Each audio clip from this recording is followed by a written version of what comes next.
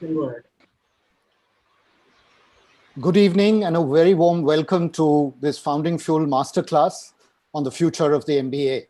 My name is Indrajit Gupta. I'm a co-founder at Founding Fuel. This is an important conversation for obvious reasons. Back in 2010, when Srikant Datar and his colleagues wrote this book, Rethinking the MBA, business education, they said, was at the crossroad.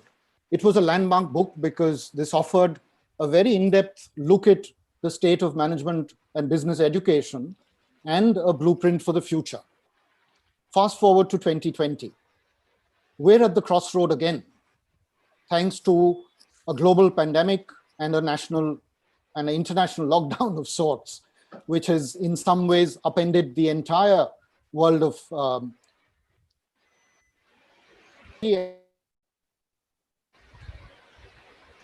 all of you to believe that this is an important to have, look at of management education all over again. At a time when this gives us an opportunity to reimagine the entire learning space and relook at how the MBA can be repackaged, rebundled, and repurposed in some ways. And we've got a very stellar panel, and I'll come to that in just a bit. But this isn't just a conversation, a standalone conversation this evening. We've done what you'd call slow cooking. So for the last 3.5 weeks, almost 4 weeks or so, we've been kind of giving shape to how we want to run this conversation from an Indian lens, because that's the key, really, in some ways. And we've had conversations within the Founding Fuel community and with each of our 4 stellar panelists and our anchor this evening. And I'll quickly give you a sense of what we've done. So, as I was mentioning, this conversation's been on for a while. We exchanged notes on email. We had separate conversations with each of our panelists. And we also did something different this time, which is that we had 2 breakout sessions planned in the run-up to the masterclass. The objective being that we would be able to frame and distill the conversations and the issues that are really germane to today's conversation. And I think it's to my mind, you'll see the difference because it's a complex subject. There are multiple issues at stake. So we've kind of used this occasion to try and kind of unpack some of the stuff and bring it back into this conversation as well. So without much ado, I will first, I think, introduce the 4 panelists, and then I'll come to the breakout group members and our chairs as well. None of the 4 panelists really need any introduction, so I won't get into long introductions. We've got Srikant Datar, who's, of course, the co-author of this book that I spoke to you about. Srikant, welcome to this session. Thank you so much. You're joining from Boston, I know, early in the morning. And I'd come to you, Nitin Paranjpe, the Global CEO at Unilever. And welcome, Nitin. Ajit Rangnekar, who used to be the former dean at ISB, the Indian School of Business in Hyderabad, had a long stint there. Welcome, Ajit. Thank you. Glad to be here. Thank you. And finally, Pramat Sinha, whom I've known for many years now, who's done some incredible things, including helping set up ISB and then moving quickly on to, if you please, 3 different higher education ventures with the Scholars Program, Harappa, now more recently, and before that, of course, the Ashoka University. So welcome, Pramat. Thank you. There are 3 or 4 things that are common, actually. I didn't get into long introductions, but there are 3 or 4 things that are common to all of them. One is that most of them are products of the Indian higher education system. Most of them have graduated from the leading business schools as well. And also, I think they've very clearly reached the pinnacle of their professional careers as well. at Harvard Business School, at ISB, at Unilever, and at McKinsey, and later in many of the ventures that Pramath has founded. And therefore, the contribution to management and business is significant. And what's more, we found that their willingness to really learn and that learning mindset that we so seek at Founding Fuel was in ample evidence when we kind of interacted with them over the last few weeks. So thank you so much, gentlemen. We're looking forward to this conversation. I'll come back and talk a bit about the conversation that we've had within the community with some leaders from our community, the Founding Fuel community, which resulted in 2 breakout sessions on the 25th and the 24th of June. And the first one was chaired by Baba Prasad, who joins us from the US as well. Baba, welcome to this session. Thank you. Thank you. In his panel, yes, Prasad, thanks so much. We've also had a group which was, again, very stellar. There was Arun Maira, again, all familiar faces for Founding Fuel community members. Kiran Karnik, Sanjoy Bhattacharya, and Arup Mazumdar. I'd like to welcome all of you. Thank you for joining. I'll also like to introduce the second breakout group as well, who with us, Professor Rishikesha Krishna, who chaired the second breakout group. Hi, Rishi. He had Harshvardhan, Piyul Mukherjee, Haresh Chawla, and Saikat Chaudhary joining us also from the US. So in some ways, you couldn't have asked for a better recipe in some ways. So let's see, I'm sure the slow cooking would have worked. We've also got a very large audience digitally. So we'd work.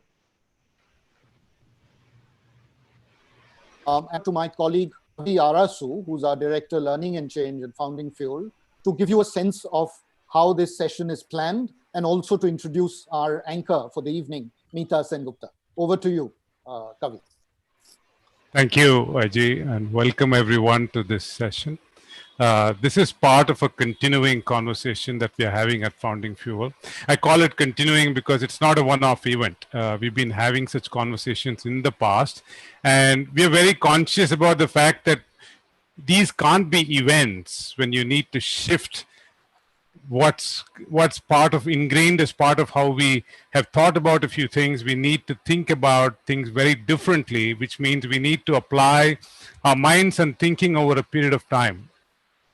So over the last few weeks, our 4 panelists and over 10 senior professionals that Indrajit listed just now have been engaged in a conversation, and the Founding Fuel community in the background has been working on this as well. The quest has been to find the balance between, just the right balance between width and depth, just so that you're not left with certainty, but you're left with a little bit of doubt, a lot of ideas, some thoughts, and some questions that you can possibly go back with and interact and continue the conversation. We've got hundreds of registrations today, so welcome everybody. And we've got to also recognize the fact that the MBA is we're just not reshaping the MBA, but we are also thinking about the practice of management and how that is reshaping all our thought as well. This is relevant for several of us. If you're a faculty in business school, if you're a professional who's considering going to campus sometime, if you're a professional who seeks to go back and teach sometime, for all of us, it's going to be relevant for different reasons. So for all of us here on the Zoom session and for all others who logged in through YouTube, Facebook, and any other place through which you're getting it live streamed, welcome again. I'll quickly come to the design of the session. This design is fast-paced, as what Indrajit was speaking earlier of. It's more like soccer. The idea is to keep the ball in play, keep passing the ball between our panelists and our thought leaders here. And the idea is to keep the ball in motion so that we cover as much ground as possible. Our role in Founding Fuel here is to hold an inclusive space for conversation. We hope to we have we have the audience on YouTube, on Facebook, and we'll try and keep the conversation going from there as well. There is a window for all participants wherever you're logged in to participate by asking questions, and we have community members ready to get the questions in, and I will be asking them to the panel as and when the questions come. Of course, there's going to be a small window for that. We're going to hand it over to a moderator who is going to take this forward for now. And for our moderator for the evening is Meeta Sengupta. She's a strategist, a researcher, a writer, a coach, and a catalyst. Whenever I speak to Meeta, it leaves me always pausing and pondering about a few things. More of her is at meetasengupta.com.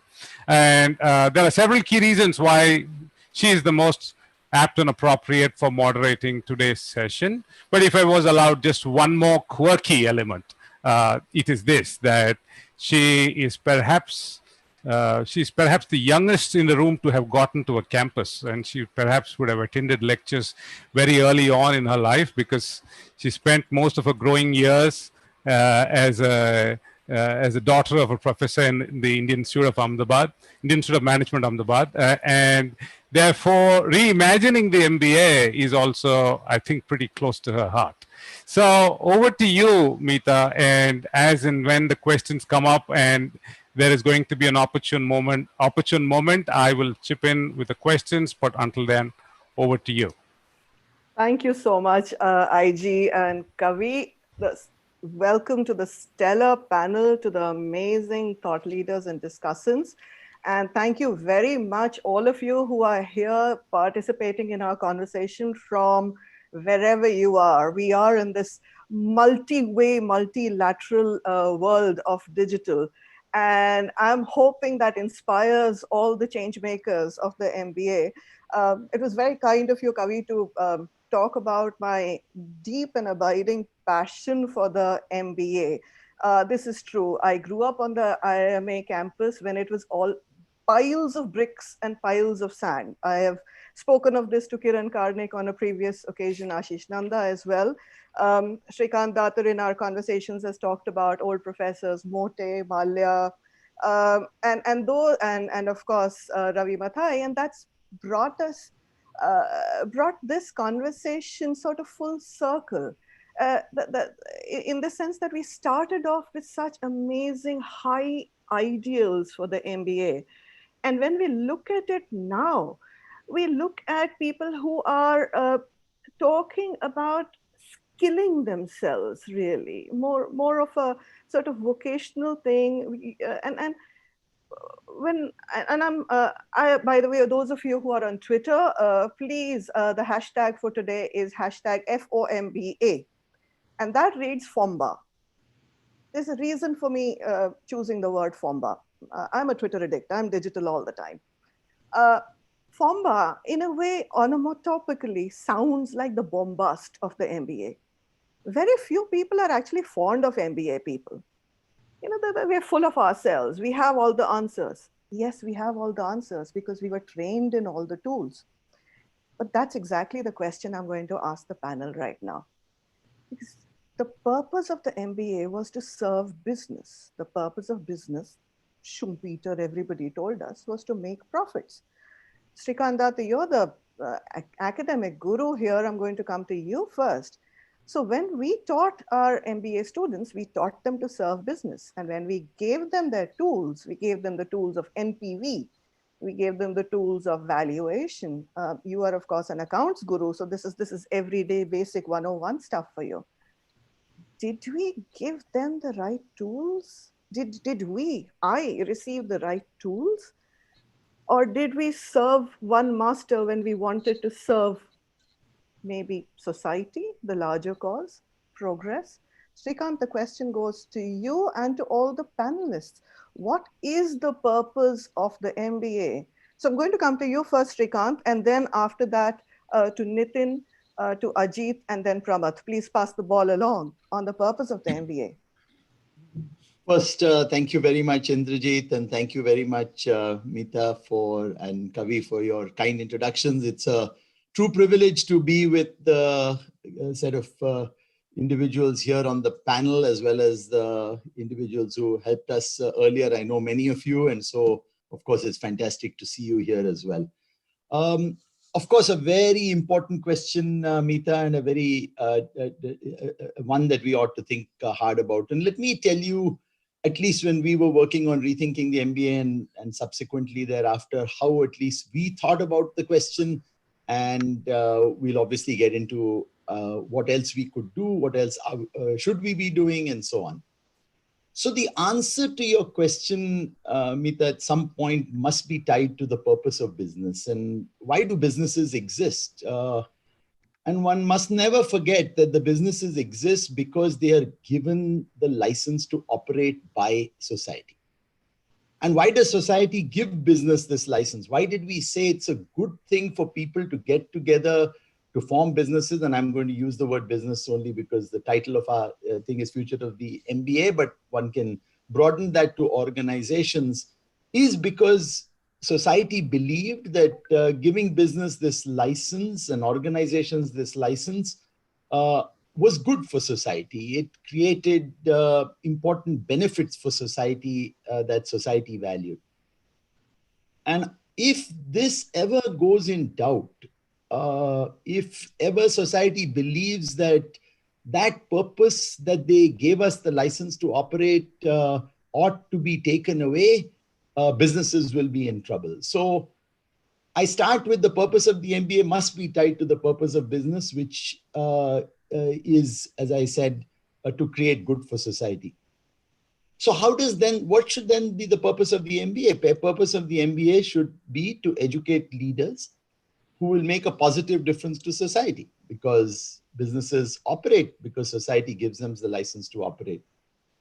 And to do this, what MBA programs need to do, and many have done, and we always are on an ongoing, continuous journey to improve, is to create transformational educational experiences for students. As we describe in our book, we broke up what we meant by these transformational educational experiences into 3 categories, and I'm going to actually add a fourth. It was in one of our categories, but I want to emphasize that in the world in which we're living today. But we called it knowing, doing, and being, because unlike other professions like medicine, law, architecture, where the main goal of a professional is to interact with his or her client, the profession of management is different. Managers only succeed if those around them succeed. So it's not an individualistic profession. It's a profession that you get together with other people to do amazing things, as one of our panelists was describing earlier. How do you get ordinary people to do extraordinary things and inspire others to act? And therefore, we always focused on knowing, that is what you need to know in the profession of management, doing, that is actually practicing the profession of management, and then being, which is working with others to make all this happen. Because without being and inspiring others, I think the profession of management doesn't work as well. And so, and what we argued in the book, and I think to some, and schools have made, in my view, definite progress in this area, is that whereas the focus was largely on knowing, we didn't do as much on doing and on being. So Nitin, who is the doing person on this panel? Nitin, you've been in business all your life. You've been charged with doing. You've been charged with running the operations globally of an organization that is supposed to be for profit, to deliver supply chains across the world. What do you think of this? First of all, I will of course offer my perspective on this, but I do feel quite intimidated and inadequate with a set of panelists who spend the time. All of us here, which is why pardon my interruptions when I do. Who have been educationist, writing of this subject, thinking about it every day. But I cannot re-emphasize what Professor Datar said.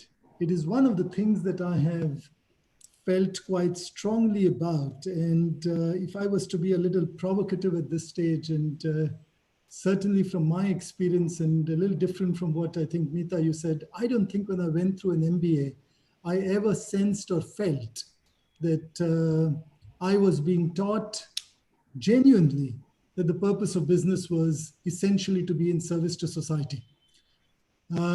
I think business started off like that, but somewhere along the line, business and business schools have lost the narrative. And I think there was a few generation of business leaders who went through business schools being taught one mantra, which was that the purpose of business is shareholder wealth maximization. And I think business got something wrong there. I think shareholder wealth maximization is not the purpose of business, it is the outcome of running a great business. And the distinction between purpose and outcome is a very, very important distinction. Purpose of business several hundred years ago was to serve society. And when you did a great job of that, society rewarded you. Yeah. Well, over a period of time, we've got confused between the two. And it is not surprising that society doesn't think of business as positively as it should. If you go down and look at the Edelman Trust Barometer, which ranks how society thinks of different people, politicians, governments, other institutions, businesses. Business and business leaders don't do too well. More than half the people don't think business would take the right decision, which is in the interest of society. More than 60% of the people feel that business no longer acts in the larger interest of societal good. So we have an issue. We have a very significant issue. But I want to come back to the point that you talked about, which was all the models that we were taught, calculating NPV, and is that right or wrong? And I don't think there was anything wrong in what we've taught. I think they're still good and relevant, but it's not enough. Yeah. I think the issues that society is facing today have become far too complex for a very unidimensional assessment of or looking at a choice amongst alternatives based on short-term economic outcomes that you judge from models like that.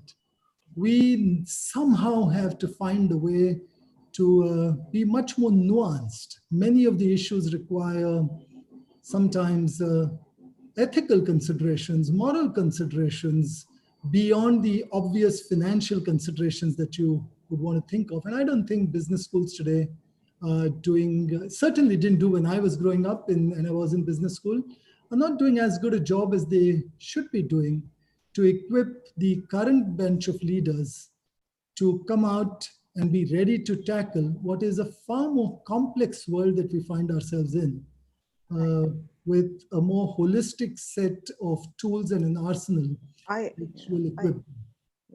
I have to agree with you in many ways, Nitin, because one of the things that I do is I'm quite passionate about the case study methodology, which again is a Harvard Business School and IMA legacy in a way, and is often misinterpreted. So that gives me an opportunity to meet a lot of business school faculty, especially in the tier 2 schools. And when I go and ask them, other than the top 3 schools in India, when I go and ask them, did you as professors ensure that you taught ethics? Or the ones from the professors from IM A, B, C say, yes, of course, it was part of what we taught all the time. And the others pretty much turned around and said, no, I don't think we made that happen.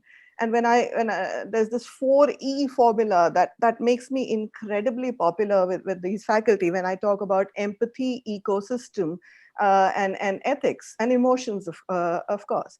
And these are conversations that we have not had in business. I'll come back to you on this one because Ajit spoke of something else that you referred to. Ajit Rangnekar, I'm going to come to you. When we were having our conversation, you said something very interesting about society is now pushing back. And that was really interesting. It in a way refers to what Nitin said, that we've forgotten our purpose. And what business has done is has pushed inequity in a way. And society is now pushing back on those values. We were just not good enough in bringing the entire picture into the management of our organizations. Ajit, I'd really love to hear more about this. Thank you, Meeta. Thank you, IG. This is indeed a great pleasure to be with so many wonderful people, and most of whom are good friends. So I think let me just take up from where Srikanth left off, and he made a beautiful point about business is a license from the society. So if we look from independence onwards till 60s, the license was to build the nation. 60s to 80s was the socialist era, when we said the purpose is to social good, and we destroyed profitability in that process. From 90s, we went 180 degrees and emphasized, as a society, we emphasized only profits. Now, what that did is in the last 25 years or so, we, especially we, the middle class, have been the biggest beneficiaries of this globalization and of this release of the industry by the society. Globally also, the middle class is the one, educated middle class is the one who has benefited over the last 40 years of globalization. In that process, we have got much better, cheaper, wider number of goods. Our salaries have increased, our returns on our investments have increased. We have done extremely well. But in that process, we forgot the poor. We forgot the real society, as we call it. So, and in that process, we also destroyed the environment happily because we were busy making profit. Now what is happening is, and many of us think that Brexit, Trump, or even Modi are nationalistic movements. I don't think they are. I think they are a demand by those who suffered during globalization now to demand their fair share of the nation. And on top of that, the youth are standing up and saying, wait a minute, you're destroying my future and my environment, and you cannot do that. And that is why I think that we, first of all, before we start reimagining the MBA, we have to look at ourselves. We have been highly materialistic, selfish, and acquisitive for the last 25 years. And we now have to think of changing. And if we have to now think of changing, we have to shift to a model where we have to look at societal business maximization with profit optimization. Reasonable profit, good profit, but not excessive profits. And if we have to do that, if we have to really talk of societal benefit maximization, then who should we be talking to? We should be talking to people not like us. Look at this panel. We are all fellow travelers from, most of us from one institution, maybe two or three, but we are all the educated middle class who have benefited. We know nothing about the society. And yet we are sitting here in our divine judgment, deciding about the future of MBA and higher education. I think the first thing we have to do is to learn humility. And when we do that, we will realize what the real problems of the world are that really need solving. And when we do that, we will also realize that we have to redesign the criteria from profit maximization and only NPV to societal present value. We will have to create new tools to measure societal costs and benefits. We will have to take an integrated systems approach instead of the current functional approach, and so on and so forth. So the development of the new MBA, of the future of the MBA, will first come from our understanding what the society needs are. Now, on top of that, you have to also layer the new changes that have come because of technology, but I'll not talk about that for now. We will come to that. I'd love to come to Pramath now, because Pramath, you said something that resonates with what Ajit says. Ajit's right. What do we know of the real world?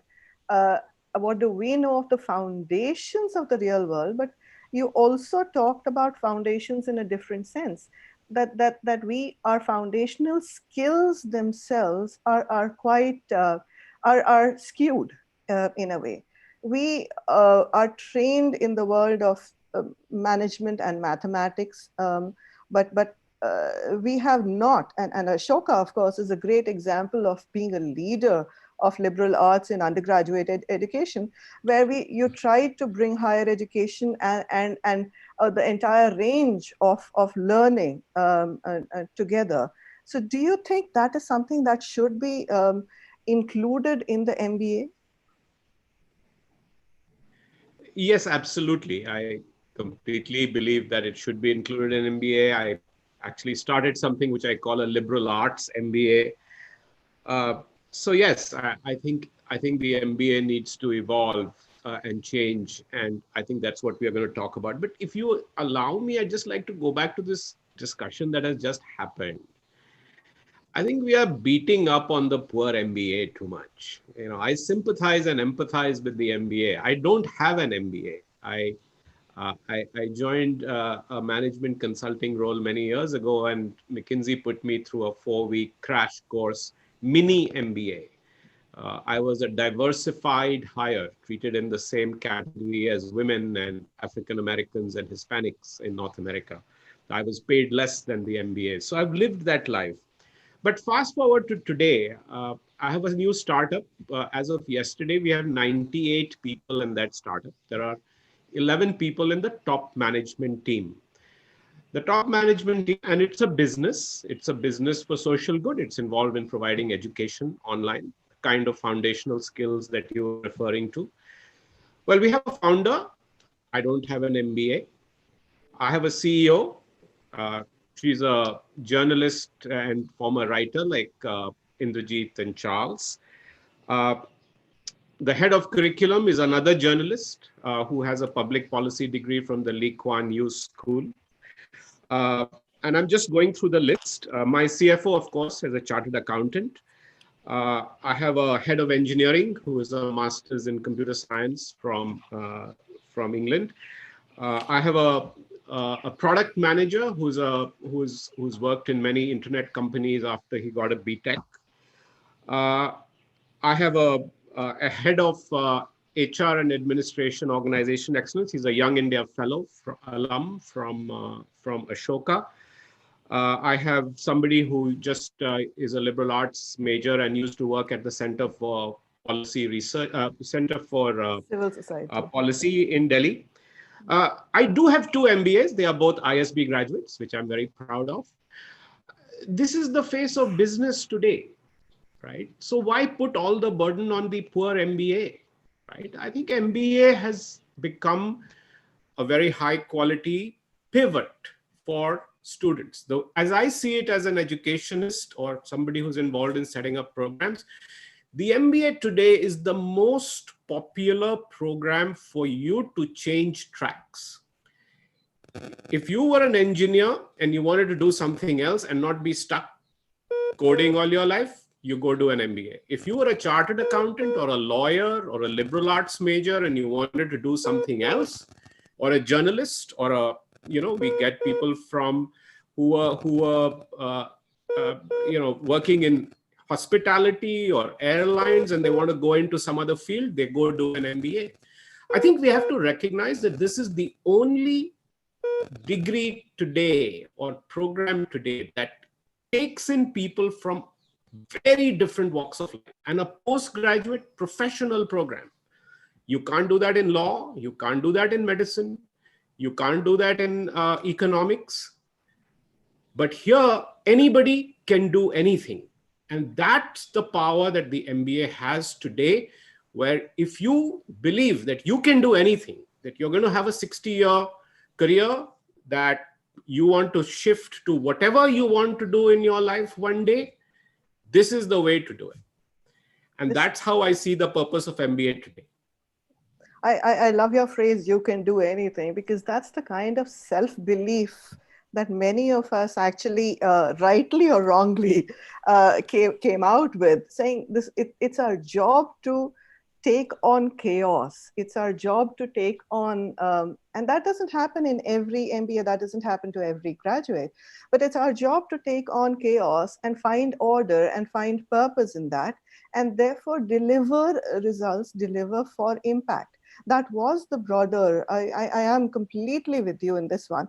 But again, it's very interesting that you say that you yourself have not been through the MBA program, and yet this reinforces another of my received beliefs, not to my credit, I heard it from somebody, that true disruption can only come from somebody who's outside of the mechanism or establishment, as it were.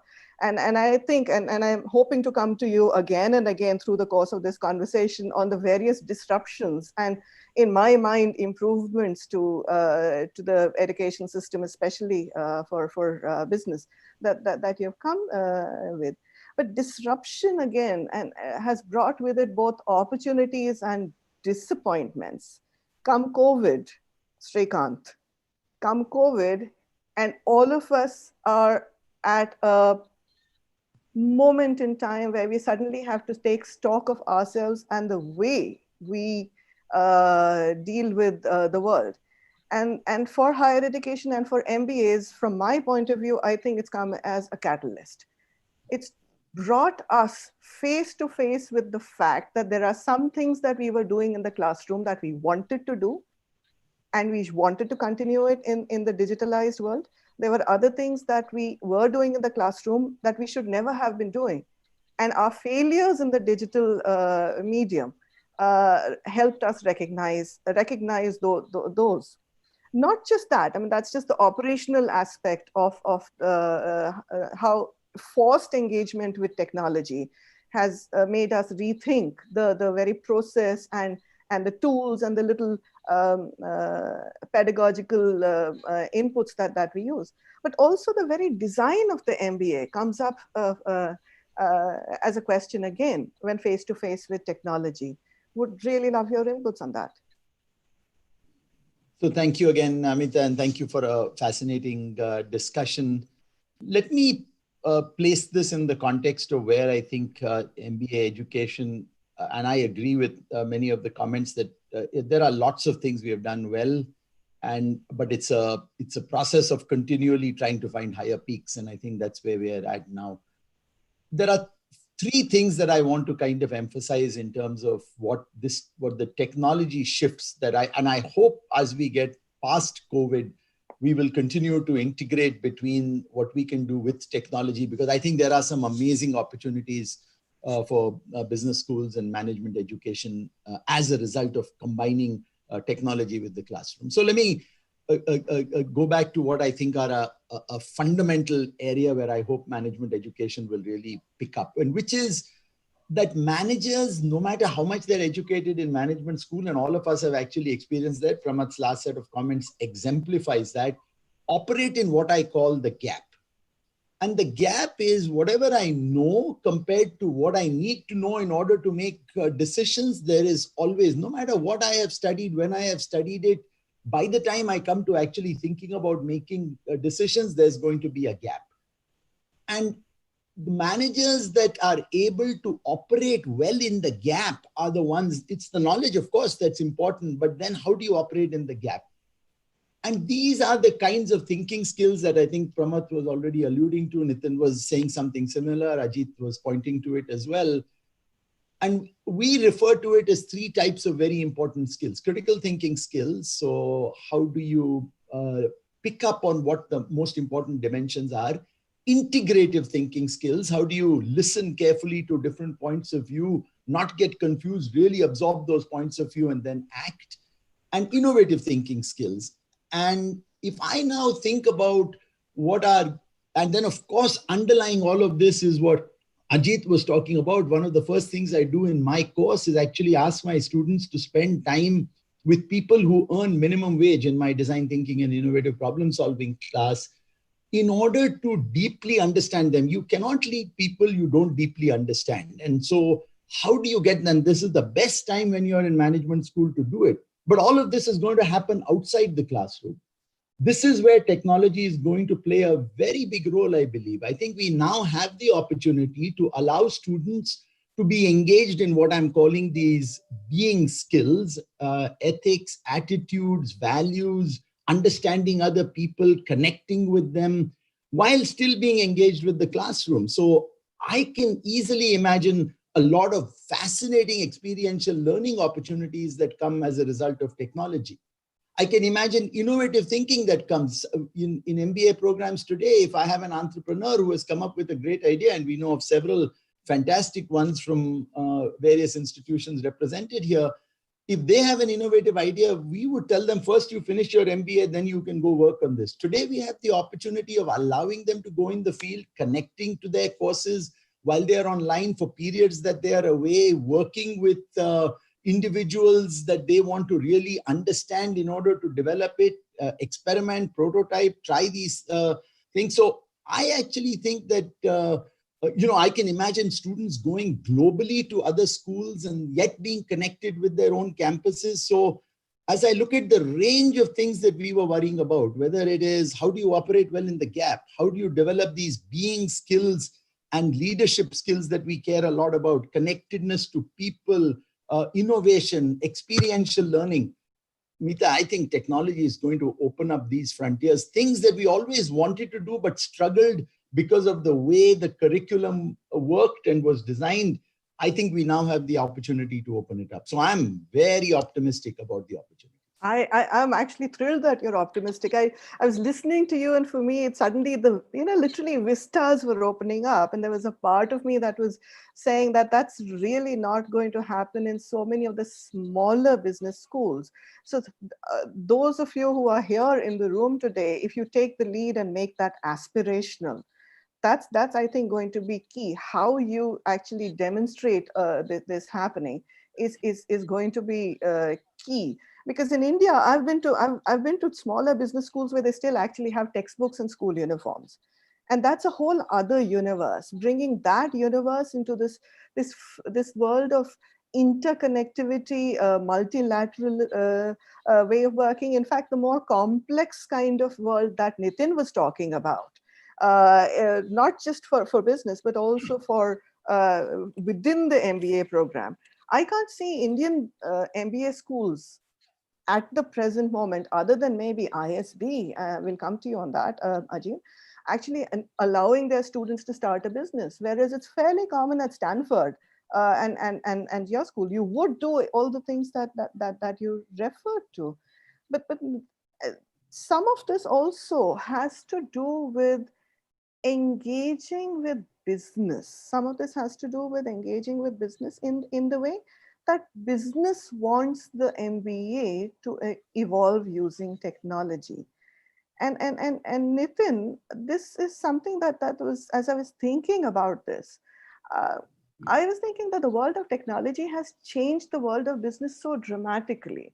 And we have Piyul here who's an ethnographer, but the kind of inputs that you get about customer behavior, for example, you pretty much know where the eyeballs of the customer have been on shelves, whether they flicked up towards the Colgate toothpaste and flicked away, how many times they went back and forth, how many footsteps back and forth from the aisle. That level of detailed data as information. What we have is technology and how it influences the business.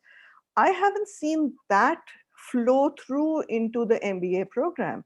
And if the MBA serves business, and if the MBA and business are interlocked, as you said earlier, then how do you see this playing out?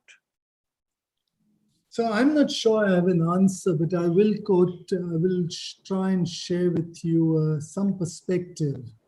So that technology will provide unimaginable opportunities for us is a given. It will also bring in its own share of challenges and risks in terms of how we manage it. So it is not simple, as always, and as I mentioned before, it's a complex subject to deal with. How do you harness all the benefits of technology and yet cope with the obvious issues that it is going to throw up? But I'm going to give you some example of how technology can be used, and it might have some relevance to business schools. So firstly, I would say is a lot of what we've spoken about in terms of what business schools must do, the sorts of leaders that we must produce, the curriculum that you need to have, how all of us need to be connected with the society that we are serving. And I think that is absolutely relevant. And I think Ajit Rangnekar made a very good point when he said that just look at all of us. Where is the diversity? Where is the representation of society in this group? And the truth of the matter is that our education system and what we've gone through willy-nilly ends up surfacing to the top profile of a person. And then in our selection processes, we may all think we are super objective, but there's a real risk that our own biases, conscious and unconscious, end up selecting more like us.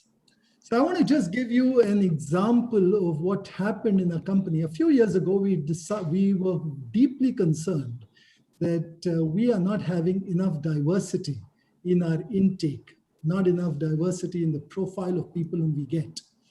So after several years of working on a technology solution, we came up with a tool that would allow virtually anyone to apply to the company. To give you a sense, last year we had 1 million people who put in a digital application and a CV.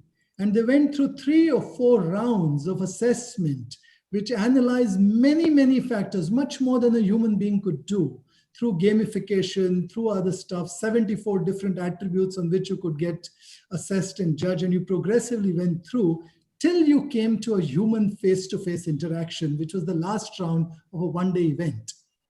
The point I want to make is that we were just staggered to see the people who's reached the last round of an interview. Till that time, no human being had come in. No one had pre-selected based on which school you came from, which city you came from, what your background was, what your gender was, what your race was, religion was. None of this was built into that model. And automatically we started seeing a very different profile of people who came up for selection.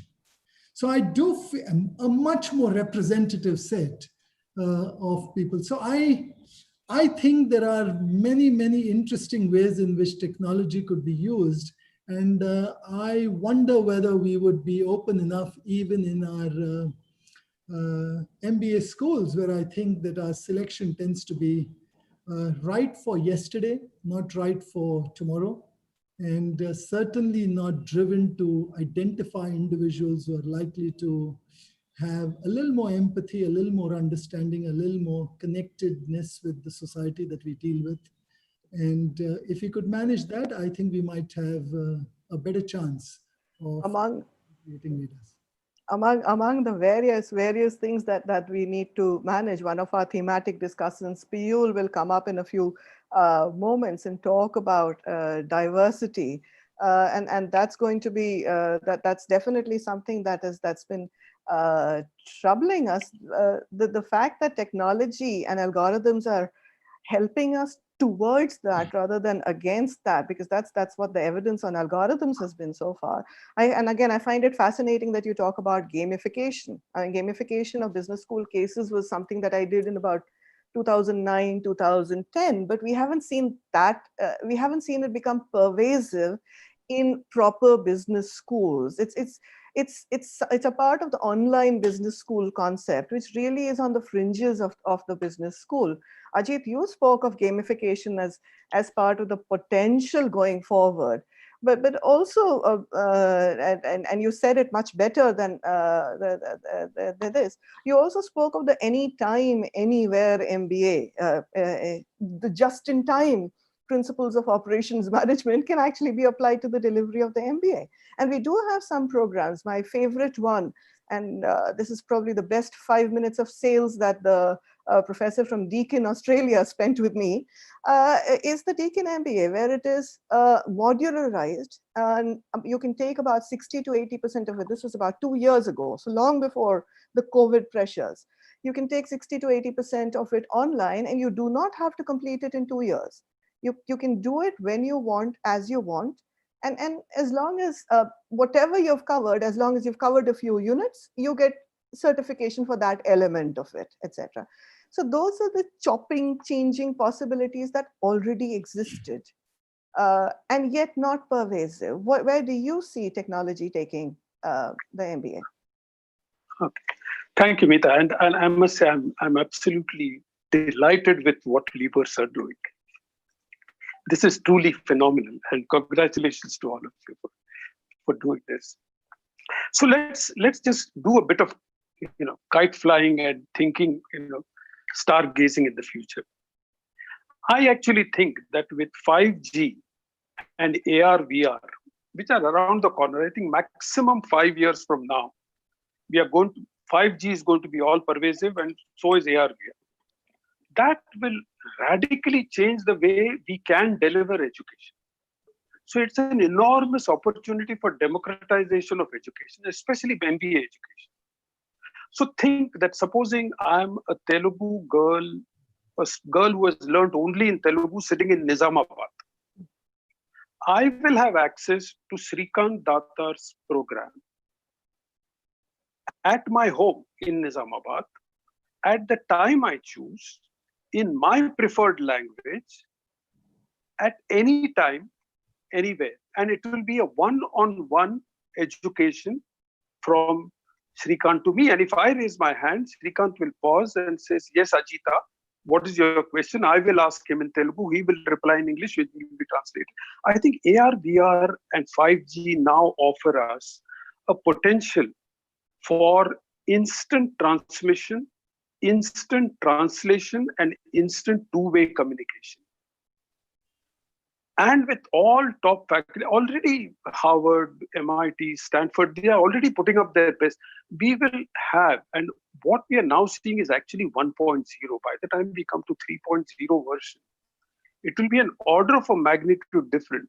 So any young person or any person can have access to information. And I think both Srikant mentioned this in the passing. See, we train you for being CEOs. But you don't become CEO when you get out of business school, even ISB. So then by the time you're a CEO, the world has changed. You have forgotten what you've been taught. So I think that we actually have an opportunity to teach people just in time, lifelong learning. And if we now take this even further, just think of it. Maybe the model will be that we perhaps bring them together, because networking is important, peer bonding is important, the human connects are important. We maybe bring them together for a year, which is the core and the basics, where we teach them how to look at a problem, how to identify a problem, what are the tools, etc. But after that, they go back. And while they're on their job, so you're mixing experiential learning, industry connect, online this thing, to actually deliver a longer version of the Deacon's MBA. I think there is enormous potential, but it also means that the business schools, especially the second tier and third tier business schools, will have to completely rethink. Because what are their biggest constraints? Faculty and infrastructure and access to industry. All those get taken care of by this. So I'm personally extremely excited. My worry is that a vast number of business schools are not going to take these opportunities, and people like Pramath and others are actually going to occupy this space. Let's ask him, because the numbers have been amazing, haven't they been, Pramath? Yeah. But just before we go to Pramath, I think just one other thing which comes closer to the Srikant end of what Srikant was saying. I think while we are also retraining our MBA students to think of broader issues, we also have to find ways that they really understand the use of technology. If you see what happened in 80s and 90s, many CEOs did not understand derivatives and complex financial products. And they were, all kinds of hype was created, and they took it, and many of them suffered. One big, large pharma company in India went under, as we know, because of wrong financial products. Today, what's happening is a lot of hocus pocus is being peddled as AI, analytics, blockchain, using really pathetic, wrong, impure data, making all kinds of rubbishy algorithms and peddling it as divine truth.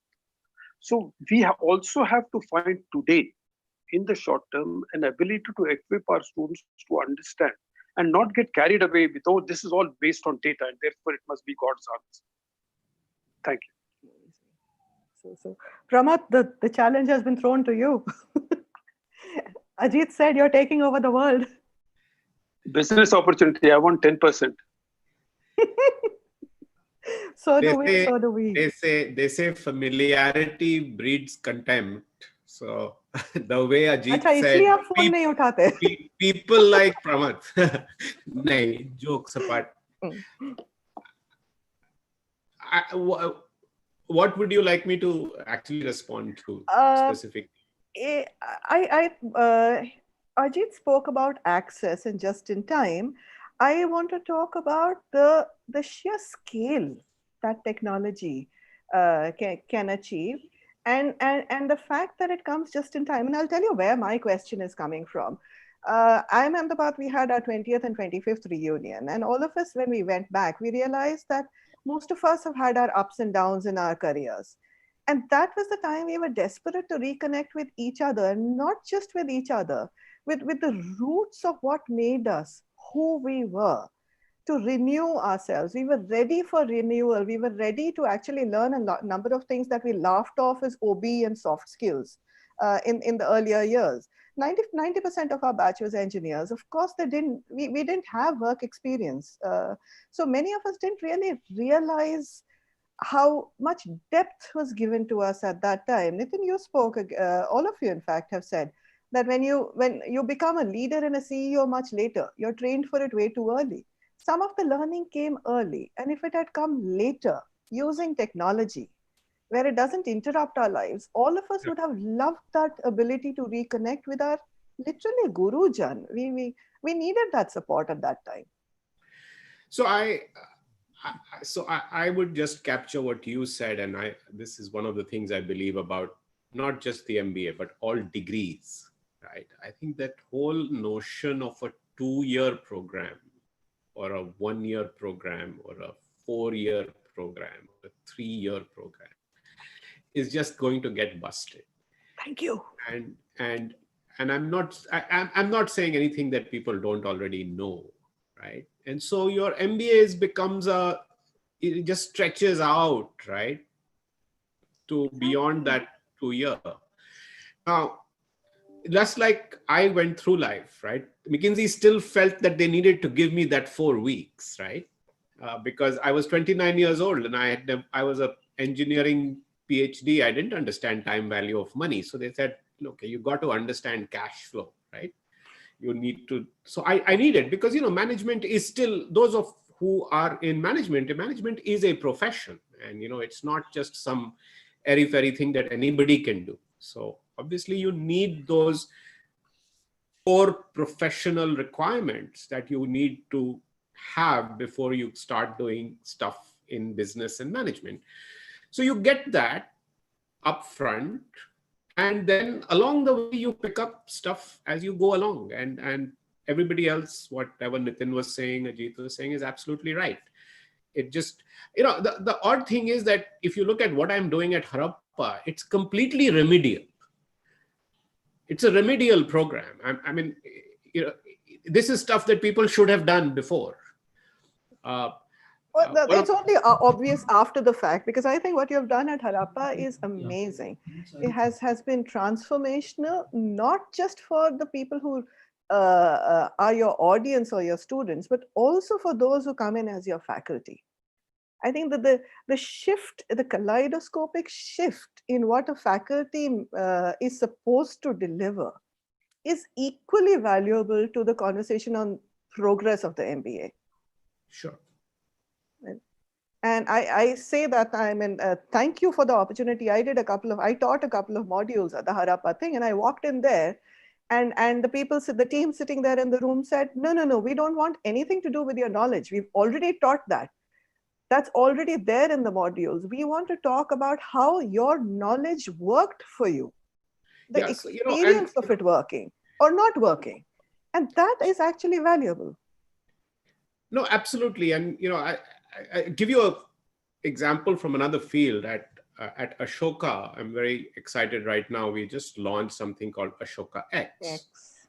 We've launched 14 courses taught by people from around the world. the amazing thing is that we have in each of these courses, and this is completely revelation to me because we just kind of threw it out there saying, take a course from Kaushik Basu, Sunil Khilnani, Arvind Subramaniam. I kid you not, we have people who are 16 years old and 65 years old in that same classroom. I have never seen anything like this before. Yesterday, Pratap Bhanu Mehta taught his first course, and I was just sitting there thinking, okay, let's see how this unfolds, right? And there were lawyers in the room, and then there were students studying engineering in the room. And there were so many people who were concerned that, oh my God, how is this going to work? And is it going to be too technical? And will some people drop out?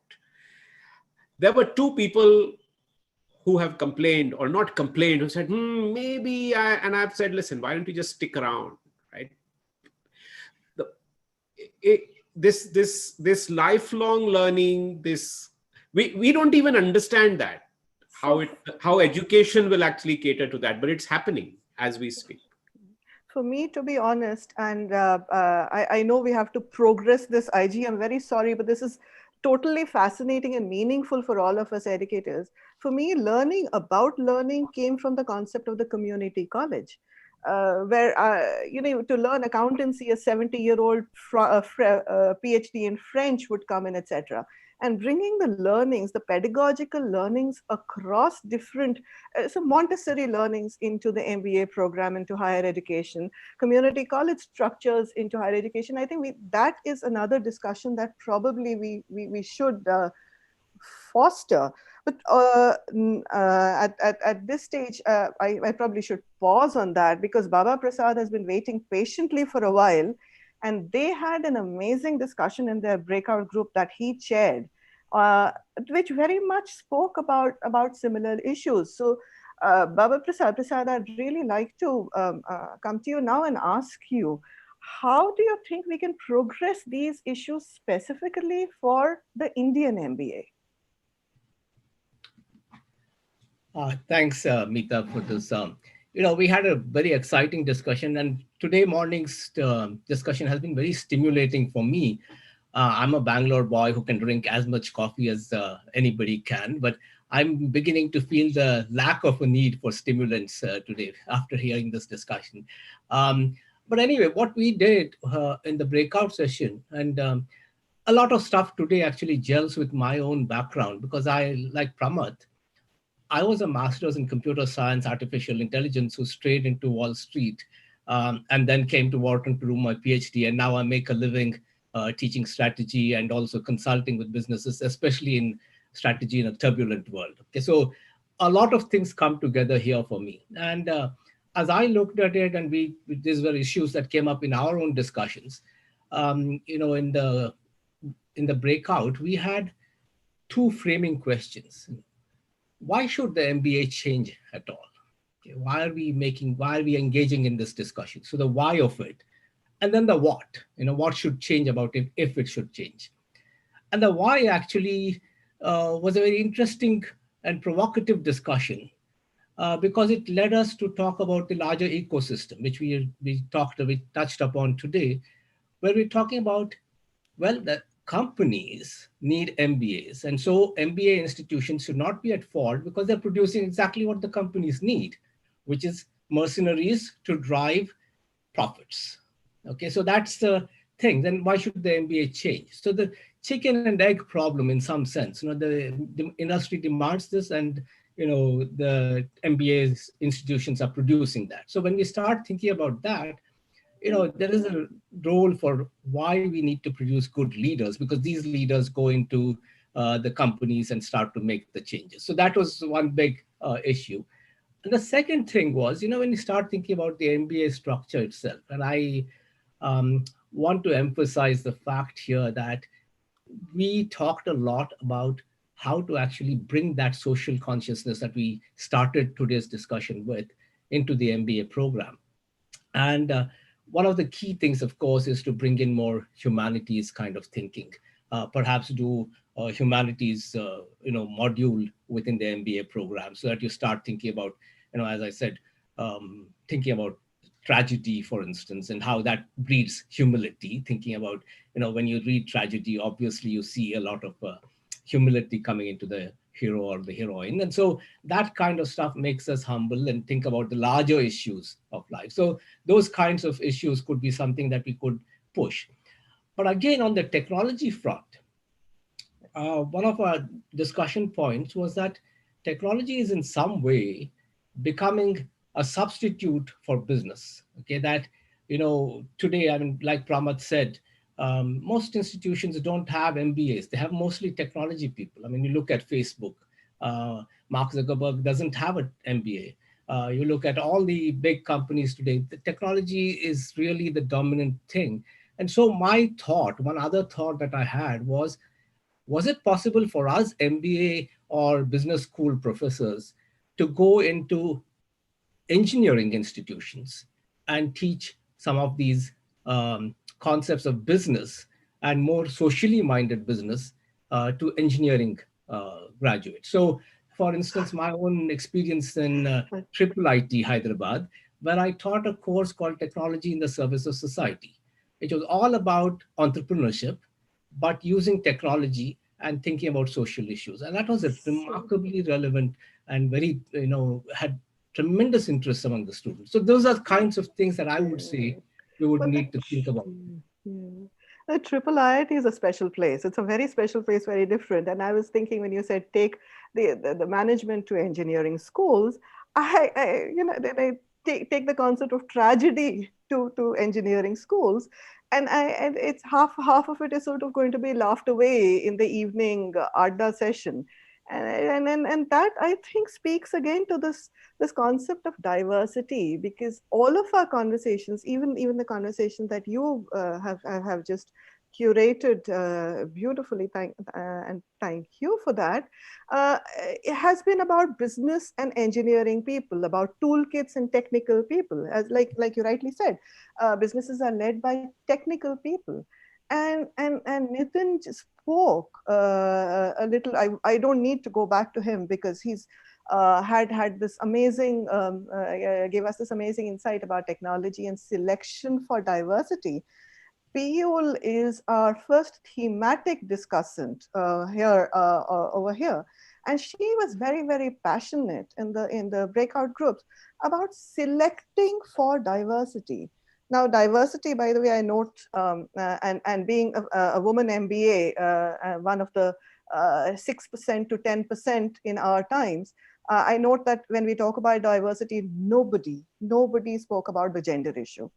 And the gender issue, of course, is and nor did we talk about different abilities, people of different abilities finding their way into the MBA program. Those are issues that we know are real. We know we are working towards it. I personally am very strongly against reservation for women in any MBA program. We fought for it bloody hard as everybody else. And I don't want to be seen as a charity case. But the way Piyul speaks of diversity, I think is really interesting. And one of my smartest students in my class was a young gentleman on day release from jail. The guy was just on the ball. He got business because he dealt with the real world. In the Slack comments earlier, a professor from Narsimmunji, I think, said that one of the most interesting students was a Jain monk. The monk had such diverse experiences that they brought a lot into the classroom. So Piyul, I'd love to bring you in and hear your thoughts on diversity at this stage.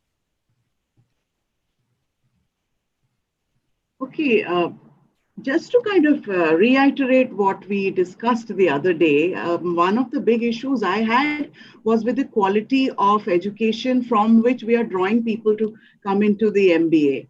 And because it's such a reward and punishment and mark oriented, and everybody is just working in their own little silos in every subject, and I don't believe that from that can come any diversity at all. And I'm just not talking of diversity of gender or class or caste or whatever.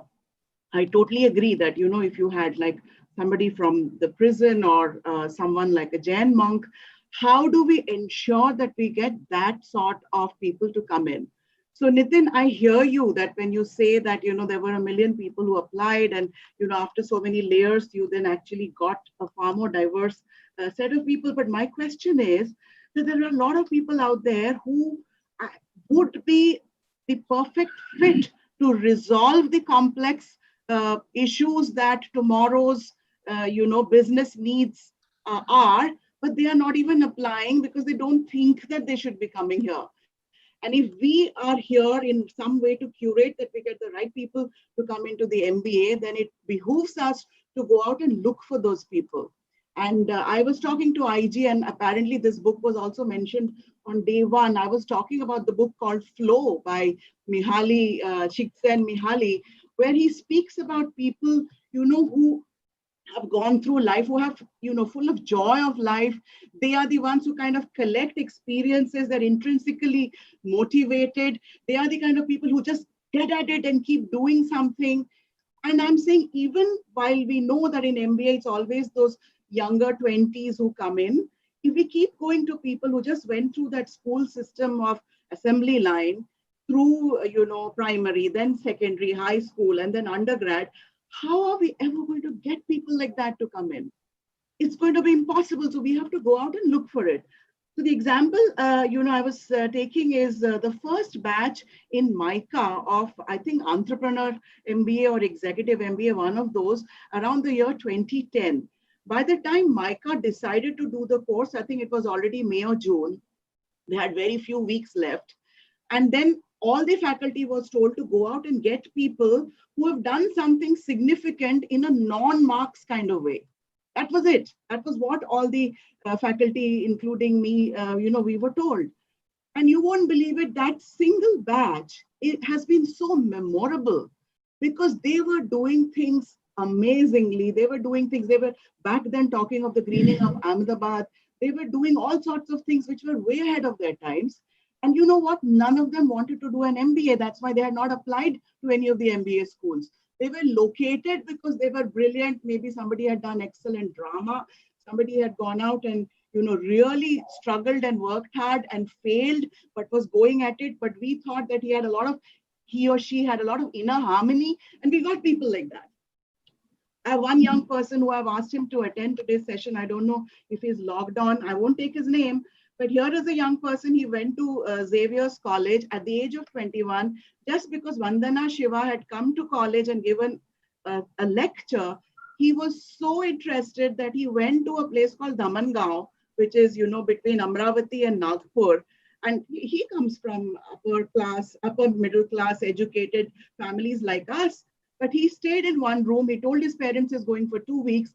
He was there for 1 year and he brought 4 villages together and the sort of work he did in those villages. Now, was he trying to do an MBA? Are we getting people? And there are so many young people, like somebody said, not really speaking English, whichever language. Are we getting the right talent in? Because if we don't have the right input in, what is the output that we are going to be getting out of it? It's almost like saying, if I'm in charge of the nation, am I waiting for some people to approach me? Then I'll start cutting through and saying, who do I want? Because it may be a CAT score, it may be some assessment, maybe some algorithm, or do I care for the future of India? And I'm going to go and look for those people who are there all over and find those gems and bring them together. That was my point. That was beautiful. That was beautiful. Exactly. I mean, the classic model is input, throughput, output. And you're right. If the input itself is so very siloed in a way, then the output will certainly be impacted by that. Though, of course, they say that when you've selected, we are selecting for excellence. And having selected for excellence in a very siloed way, we will deliver excellence only in that very, very small way. But it's even worse than that. And Nitin, I'm going to come to you because of your life experiences. Every one of our panelists in our discussions, Ajit, you said that, Srikant, you said that, all of you had said that even our teaching and learning has been very, very siloed. So not just the selection, but also our teaching and learning has been in silos. And we are looking for, Ajit, you started off today's discussion with this. We're looking, what we need is a systemic approach.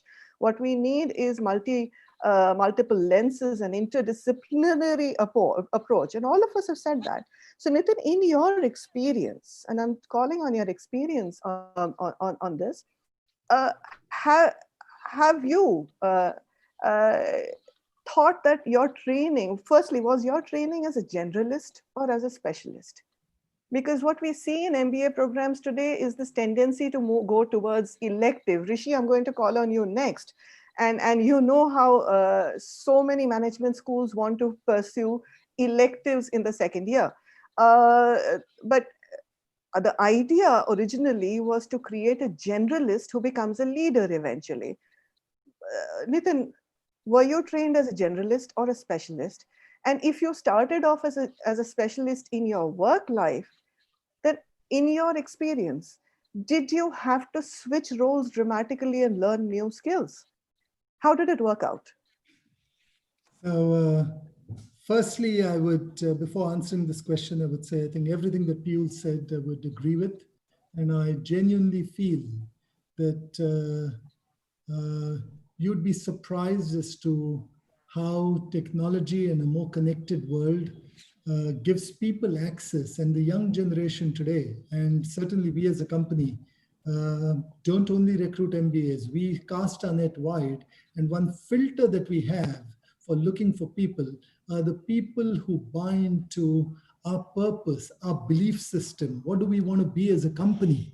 And we find that to be an incredibly powerful tool. And we don't expect everyone to be excited by that. But those who are in the fitment with what the company wants to do becomes quite strong, and we are able to attract people. And then what technology enables us to do is to reach out much more widely than any human search would manage to connect with. And so that's really the points. I would entirely agree. And we need more of that. But coming back to this point, I don't know what you mean by what was I trained in, because I was a product of the MBA system, which meant the first year would be broadly common, where you did a whole range of subjects. And in the second year, you chose a few more subjects from one field. And you graduated with the assumption that you had become a specialist in that field. I think that is wholly misguided. That, Thank you. was just because you've done a few more electives in one field, you become a specialist. The way I think about this is that the MBA course, if it is about using in a short period of time, giving you a sense of all the levers of business, how does value get created, how does it all run, then you do need to have a good understanding of all the different elements which go in, because value gets created through the horizontal integration of all of these things. And if you don't have that understanding, I think you would lose out. That said, while the MBA education would broadly give you a more generalist experience, with the electives indicating probably the area where you have a deeper interest in and want to spend a little more time in your earlier career, I also feel that the world that we are living in today, or let me put it differently, all companies need some generalists and some specialists. It's not as if you need only generalists or only specialists. That's, I think, point number one. Point number two, I don't think today you can afford to have too many generalists who have no domain understanding, no domain expertise in some field. So as you start working, most people will need to build some domain expertise in a certain area, but with an MBA background, if you've had, it gives you a good ability to relate to that expertise with all the different functions and to stitch it together to understand how business operates and how value gets created. So it's, I think, a simplistic notion to say, should you be a generalist or should you be a specialist? I think you need some domain expertise, but the education of an MBA has to give you a more general understanding of business. Thank you very, very much. I think that was beautifully expressed. Ajit, I sense you want to comment on this, but I actually want to ask you this a little bit later in the discussion. So, or at least I want to hear you on this, on the silo versus a multidisciplinary approach. But I'll come to that in a bit. For now, Rishi, I think Rishi, you sit right at the center of this conversation. Rishi, you chaired an absolutely amazing, vibrant session. You brought the debate to a very both a holistic and a very pragmatic point of view, and I think that was incredible.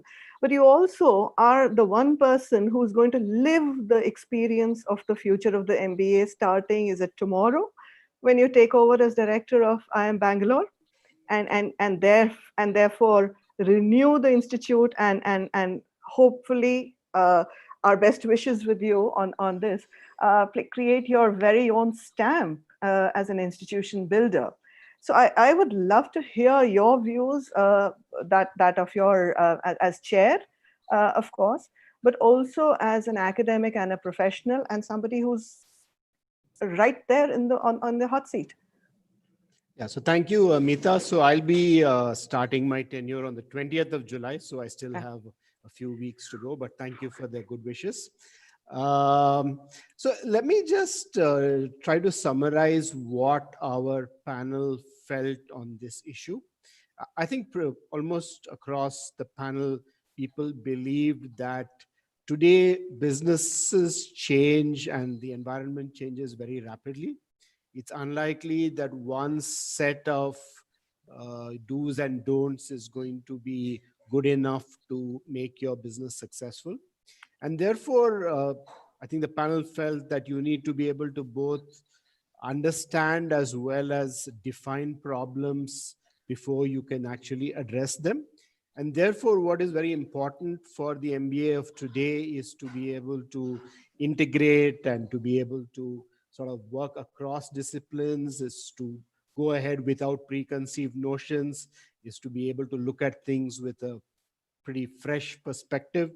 And that, of course, connects to what Piyul was telling us earlier about the kind of people we want to come into the MBA program. So I think if I were to summarize it, that's a kind of simple summary of what our group thought. That's beautiful. And so one of the things that we did in preparation, of course, was the breakout groups. But we also identified 4 themes. We've already discussed 2, one with Piyul on diversity, one with Nitin on the generalist specialist thing. And I'm actually going to ask for 30 seconds more of your time, Rishi, right now. Because one of the things that we've seen across faculty and boards, and you've engaged with a very large number of boards, as has Srikanth, etc., they seem to think that the electives are a very popular way of progressing. And yet the sense that I got from the discussions in the group was that electives by themselves are again going to be limiting their the length of the MBA product, the student, each of us, me specifically, for example, in their later careers. So just a very quick thing, what's your view on this? No, I think Nitin summed it up pretty well. You do need to have some deep domain expertise. It could be in the industry or sector that you're working, or it could be in the function that you're working. Maybe the functional definitions will not be quite what they were earlier. Maybe they will span a little bit more of the supply chain, but I'm sure you will need some number of specialists or domain experts in almost any organization. Lovely, lovely. Now it's not just us here and the thematic discussants. We also have an amazing audience out there. And Kavi, I think you have a couple of questions from the audience, one for Ajit and one for Nitin, I believe. So would you like to bring them in? Yes. Thank you, Meeta. I mean, there are lots of questions, and we've had a tough time.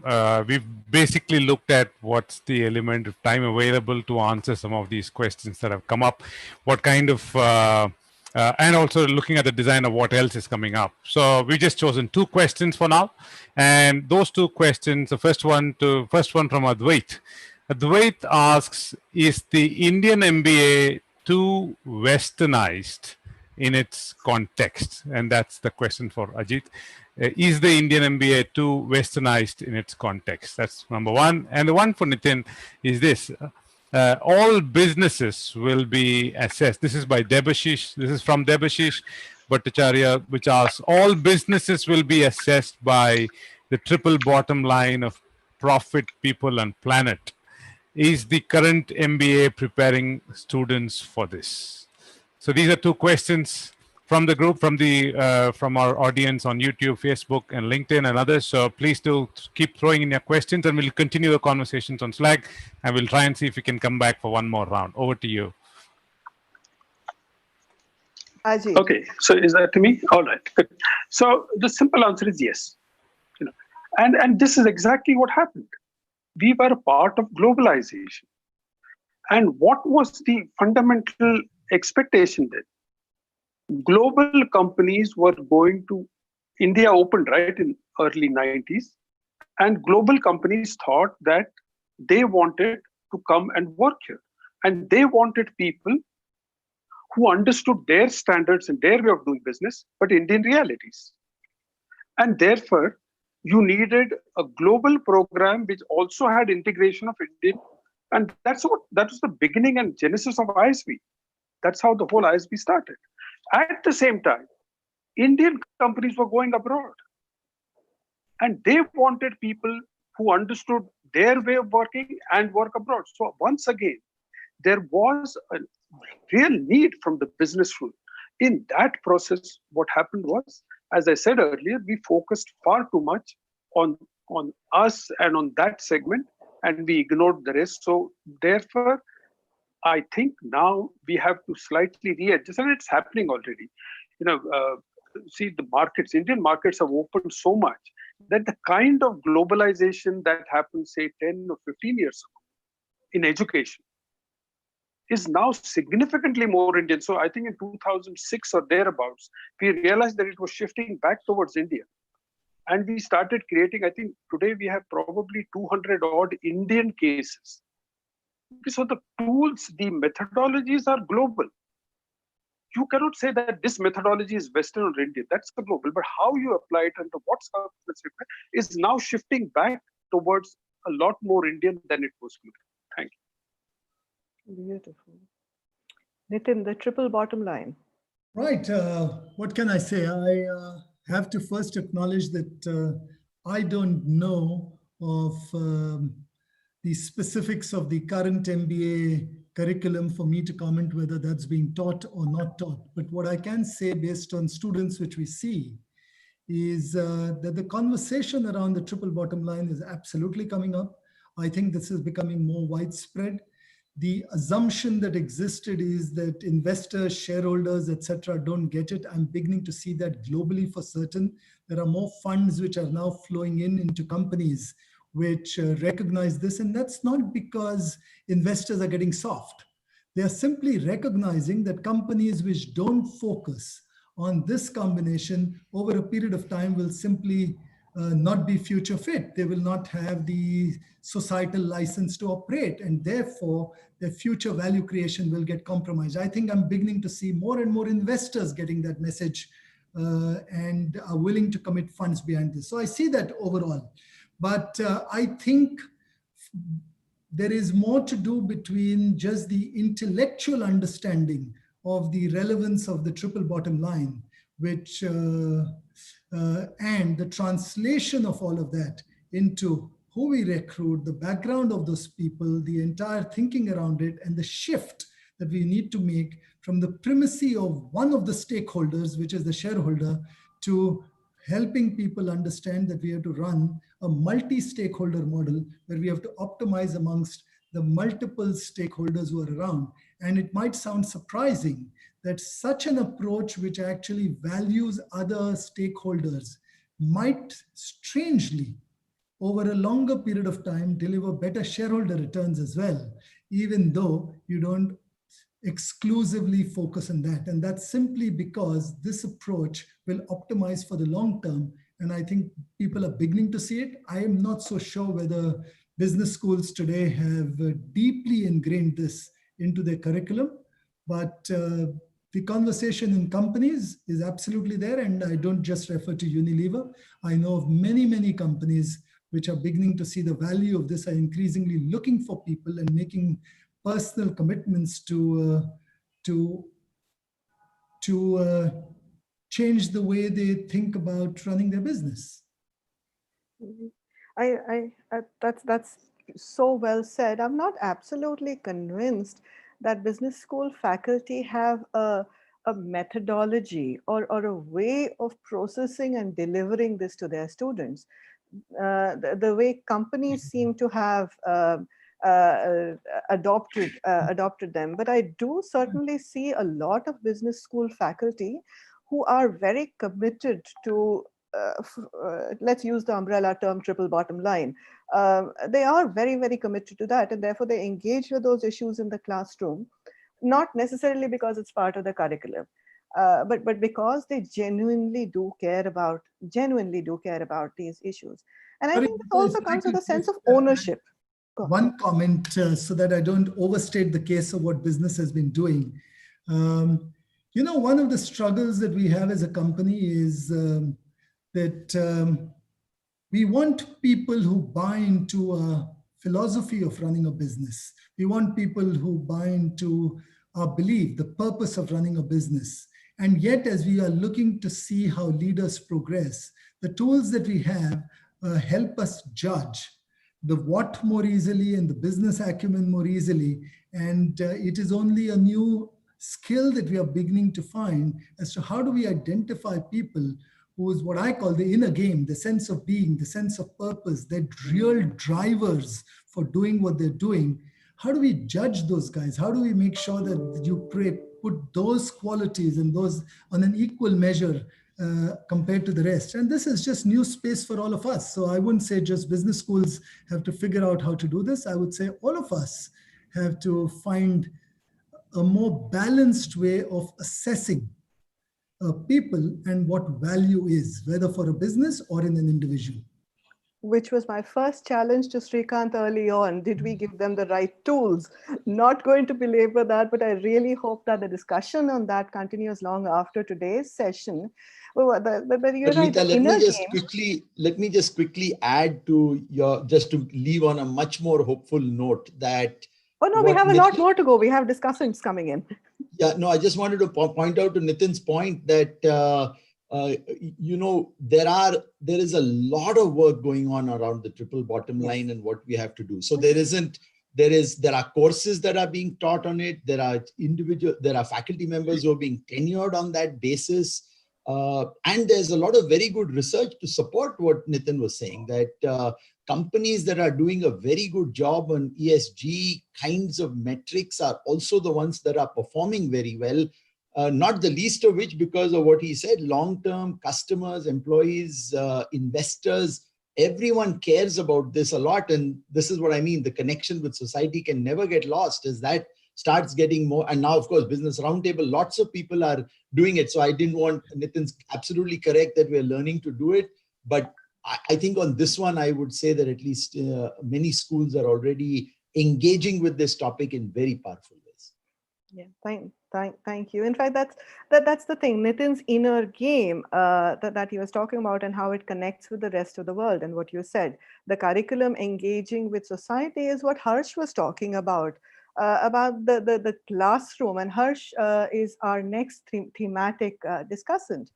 And we've asked him to talk about the entrepreneurship, not just in the sense of a startup investor or somebody who starts a new enterprise, but also entrepreneurship in its holistic sense, where you have a sense of ownership and belonging. You own the planet. You belong and engage with society, and you belong and engage with businesses with an entrepreneurial mindset. Harsh, you have some very interesting ways of doing it in the classroom. You said you actually get rid of all the students or some of the students, send them out into the real world so that they develop this entrepreneurial mindset and they come back with their experiences. Would really love to have your take on this. Yeah, Meeta, thank you. There's a wonderful discussion that's going on. So let me just give you perspective on, I've been meeting a lot of entrepreneurs, and I'm one myself. When I teach and run one or two business of my own, and have been doing it. When I meet these students, one of the problem that I see when I go to the institute and teach this subject called entrepreneurship is being taught as a subject. Now, it is not a subject. It's something. It's a life that you're going to lead for next several years, or maybe more than that, if you choose to become. The question is, why do we need this entrepreneurship mindset to be built in a school? More and more I see that almost 50 to 60% of jobs that have been happening over the last 2-3 years, okay, and I think is going to increase, are coming from firms that have been a startup a couple of years ago, and now they've become mid-sized, or some startup that are just 2-3 years old. This is what I'm seeing. And as we go progress in the next couple of years, I think this are bound to be increasing, because the jobs coming from organized large industrial houses are obviously not there. I mean, it's there, but not enough to get everyone on board. So how do we bring this mindset? One of the problems is that when they enter the business school from their trimester 1 onwards, their thinking has been siloed by the way they've been taught the finance, marketing, operation, HR, etc. And by the time they come to their second year, where they choose their electives and they choose also entrepreneurship as one of their mindset is already made. So how do we break that mindset? So what we've been doing is a couple of things that experiment we tried, and we found it, successful, is that instead of getting entrepreneurship treated as an elective or as in a particular trimester, we start that whole subject. Now, don't call it elective at all. It's compulsory for everyone now, okay? That mindset, because we want to build that mindset. We start from the moment they come back after their, summers or internship. They have to go through this whole course for the next 3 trimester, 4, 5, 6, and build in stages their entire business plan. And not only one faculty. I have people from venture capital, I have people from private equity, I have people from operations, I have people from HR. They all come at a particular defined time right through that 1 year, and help them to build their business plan. And what we find at the end is a business plan ready to be presented to the investors. So we say, look, it's a credit course, but you have to build an actual, and we want to be evaluated by an investor or people, so that, if should you want to become and what we saw, that several people dropped out of placement and actually went and done this. So that's one way we are trying to build that mindset. But there's another thing that we are trying, which is how do I break that silo mindset of a discipline or a departmental attitude in the year 1. So we launched a course a couple of years, 3-4 years ago. We call it industry analysis. Right from trimester 2, we say, we'll give you an industry, and the industry will not be a normal industry like an FMCG or auto. These are industry where the data is difficult, like an auto component, glass industry, those kind of industry. You create, as you learn your subjects, you analyze this whole industry based on a value chain that is operational, marketing issues, financial issues, people issues. Okay, and at the end of your trimester 4, you present this again as a credit course to industry experts, we call them. So we don't evaluate. Those experts evaluate each of the project made up of some 8-10 people in that group. So what we are trying to do is we are trying to wean these people away from the silo mindset right from the beginning, to help them think more like an integrated approach of multiple discipline that they will eventually be subjected to or be taught. So at the end of 2 years, hopefully a few students will be what we've been talking about. Think of it as an integration, because in entrepreneurship, you are neither a marketing guy or a sales guy or a finance guy. I'm wearing different hats all the time. Absolutely. Okay, so this is what we've been trying to do. So this student industry connect is absolutely critical, and that is a very neat segue into our fourth thematic discussants issue, and what we have challenged Saikat with right now is the very old issue of industry academia connect. And Harsh, of course, you refer to the industry academia connect. It is that connect for you as faculty. So Saikat, the MBA program is often criticized as not being relevant anymore. And while the excellent schools of business, like the ones represented here, are of course working really hard with their faculty, working with industry, often live, to define and teach as they research. Not all business schools are able to create that kind of engagement between academia and industry. Indeed, in fact, the very idea of theory, management theory, is that it studies what has happened in business. And therefore, by that logic, it is always lagging business.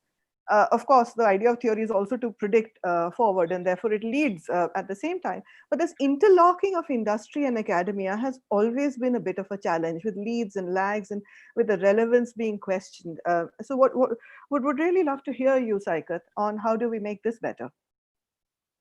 I think that's a great point. I've been enjoying the conversation as well so much, and these panelists are also friends. And Meeta, you've been masterfully moderating and bringing everybody in. So that's I want to say that at the outset. I think this is a theme that's close to my heart, as well as others who are at the business schools represented here, whether a Wharton or a Harvard or an ISB or an IIM. Now, of course, the very premise, as you allude to, of a business school is that we have an industry academia connect, whether in research or in teaching or in impact, and that has existed. But since we're imagining the future here, I think we can push these boundaries a little further. For me, the mantra has always been, how can we push on that aspiration of rigor and relevance, and that's really something which has been difficult. Part of the challenge lies in the fact of rankings and evaluations of faculty. There's expectation of research, of teaching and service. Balancing those kinds of elements has been a bit of a challenge, and that's an internal problem that may take some time. But I think there are other mechanisms. One thing that I personally like is this idea of co-teaching, for instance, right? So I fondly remember my days doing mine at Stanford, where we had Robert Bergelman, who's a professor, co-teaching with Andy Grove, the legendary then CEO of Intel. And that was very exciting. Other ways to do it have to do perhaps with thinking about how we can leverage the research centers at different institutions.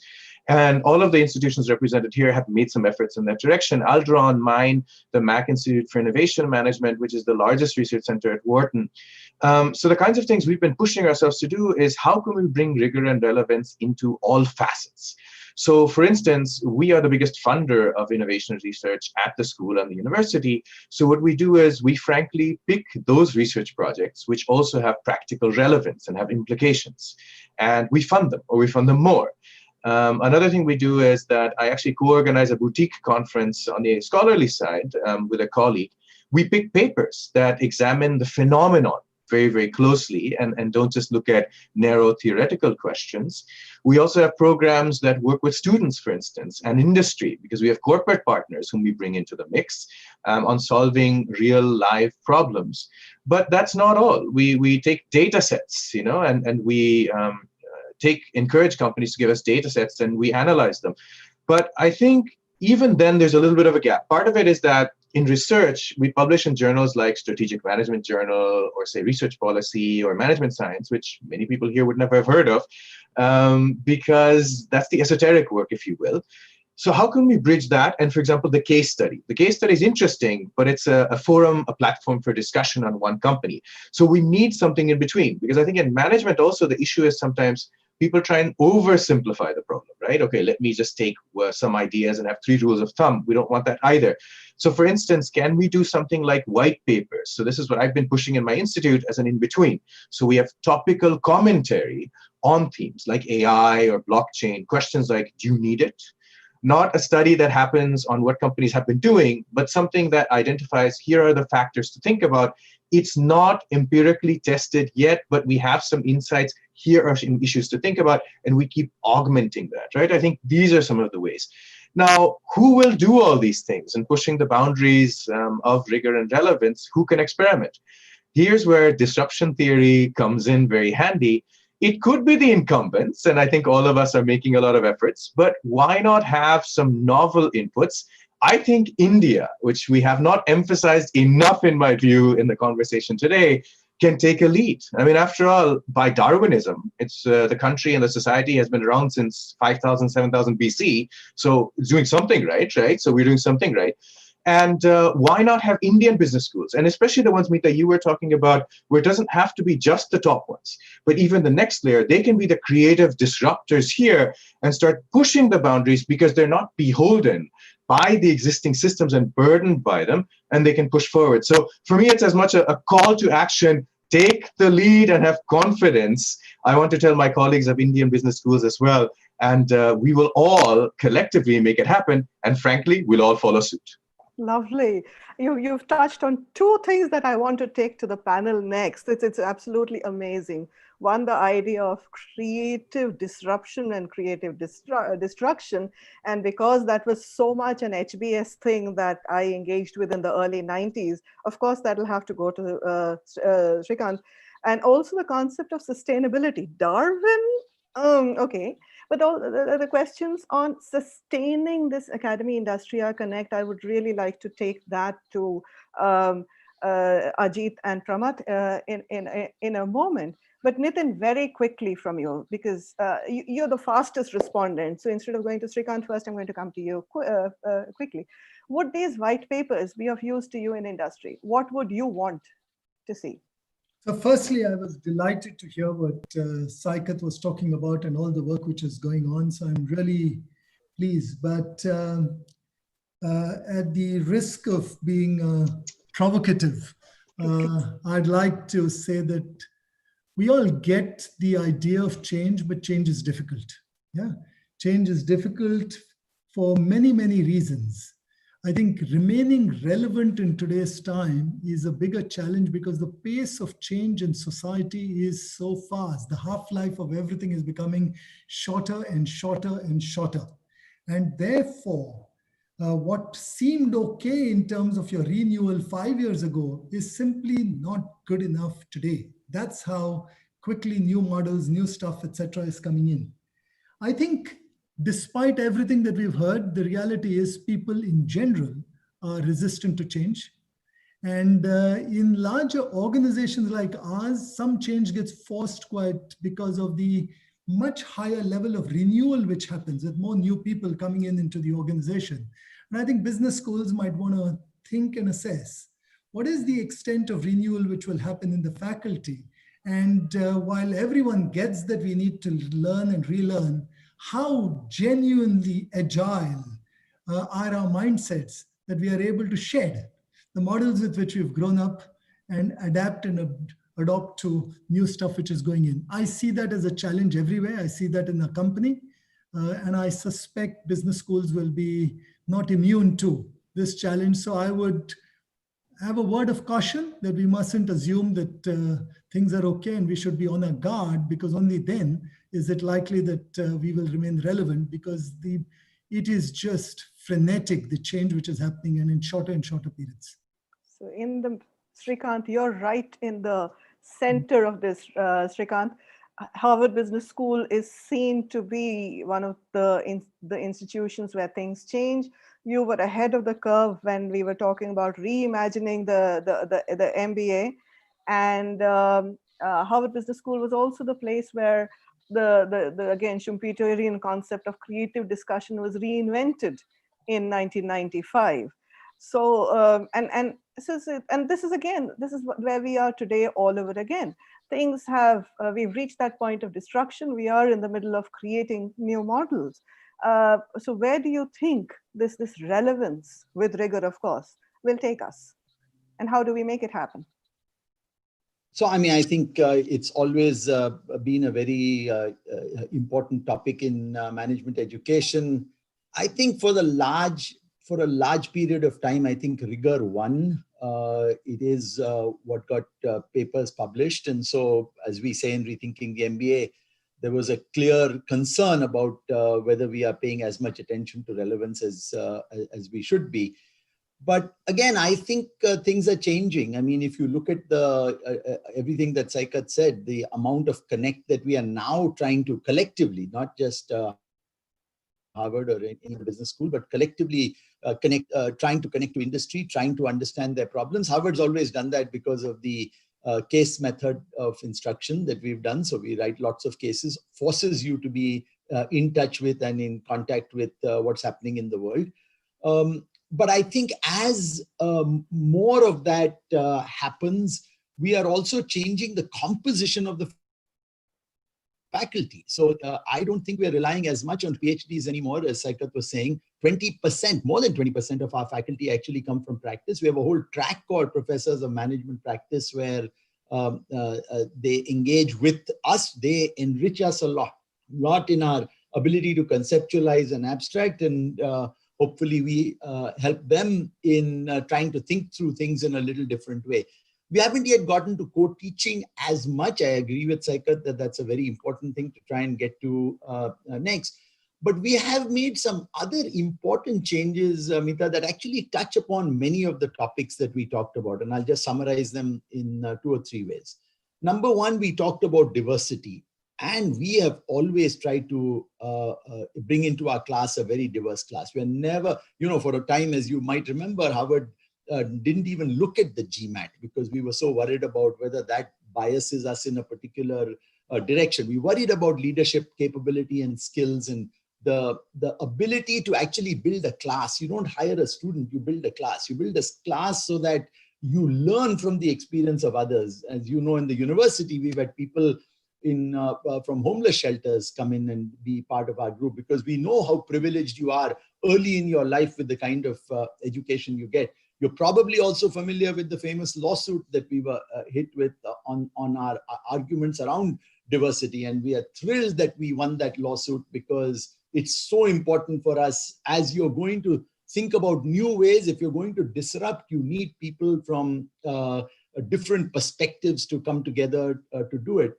And then I'll just close with this idea around entrepreneurship and the idea of disrupting the standard way of doing things. So when we start doing courses on design thinking and entrepreneurship and problem framing, these are now embedded courses in the curriculum. It's not the curriculum. We have leadership and corporate accountability. We have entrepreneurship. And that's backed up with what's called the Innovation Lab that we have at Harvard, where there are maker spaces. There's obviously thinking about virtual reality and how you would go about doing that. We're doing joint programs with other parts of the university. So there's a new joint program around data science and management. There's a joint program around life sciences and management. So we were talking about, so this idea of diversity, technology, entrepreneurship, and what it means to be a leader in the world in terms of corporate accountability is very much part of the curriculum. And as I say, we firmly believe that given what the needs are today and how fast things are changing, you have to equip people with the skills of learning how to learn. And if you do not equip them with those skills, that's what I call being in the gap. If you do not equip them with those skills today, I think you do your students a big disservice if you. That's not to say that you don't want depth, as Nitin was talking about, but we always call it T-shaped individuals. Those who are deep in a particular area, but also have the breadth. And that breadth is not just that you understand other functions, but how do you understand and have the capability of operating in a world that is changing quickly. So as I go back to those fundamental skills of critical thinking and integrative thinking and innovative thinking, that's where the curriculum has gone. And therefore, I continue to remain very optimistic about what it is that collectively we will do. Yeah, that was so beautiful. I just want to keep listening to more of this. And I hope, IG, that you will bring in more sessions. But Ajit, to you now. In fact, Ajit, Pramath, and in a very, very tiny way, the three of us were associated with the ISB. Pramath, when you were designing the ISB, I was working with at the London Business School and doing the tiny admin work and the research work of starting it. And the idea was to bring in professors of practice. Now, professors of practice is something that has always been a bridge, whichever name you give it, has been a bridge. And yet we find that time and again, or the Sector Skills Council, those were other models that brought that industry connect to the curriculum. Time and again, we find that these models do not sustain, which is why Shrikant, I brought the concept of creative destruction to you, and you've done that. Ajit, why do you think these models do not sustain? So should we actually be trying to design innovative models that sustain? That's the question to you, Ajit. Or should we be completely happy with sunset on any innovation and then reinventing ourselves again and again? So, yeah, first and foremost, I think I've always wondered in cricketing terms, what it must feel for a batsman to come to bat after Sachin Tendulkar. Now I'm beginning to understand that. It's not fair to ask somebody to speak after Shrikant has. This is so I had to take a moment. Let me. I think in the Indian context, when we talk of industry, academia connect, there are two aspects of it. One is the industry connect for students, and the other is the industry faculty connect. Ultimately, they all be the same purpose, but there are two different ways because the way we connect. And I think the first thing you have to think of if you're an academic institution is, why should the industry want to come to you? What is so special about your students that they still would want to come to you? And if you're not clear about that, then please don't expect the industry. And that is typically what happens. People only focus on bringing the industry, but there is nothing special that you have to give. There is nothing long-term that you have to give. And then over a period of time, it peters down. Right? So how do you build that long-term industry connect? So, when we started, we had exactly the same problem. We were a new school. People thought we were a rich kid school. People thought we were an MBA light. We had all kinds of things to face with, right? And all that we kept telling industry was, please come and experience with us. And we will co-build. And I remember the one firm which made a huge difference to us was McKinsey. In 2004, McKinsey partners came. I don't know whether Pramath was a part of that. 6 partners walked into my office and said, look, these are great students, but because we don't get a chance to do summer internship with them, they are not as well trained for our needs as we wanted to be. Now, if you're most important, one of your most important buyers, if you like, tells you that, it creates an empty feeling in your stomach. But what McKinsey did was, in the subsequent year, they came 10 times and created a new intervention with students where they taught them how to analyze cases, how to make presentations, how to deal with clients, and so on and so forth. So that next year, when McKinsey came for recruiting, they had a huge group of students ready. In 2007, McKinsey had a different problem. Apparently, they are not allowed to take more than 50% of their full year's cohort from one institution. And they could only take 17 and they had like 26. So what it does is that when you understand that, okay, you have a gap, the company comes and tells you, I have the gap. Again, Shrikant talked about the gap, right? How do you help to reduce that gap so that they become industry ready?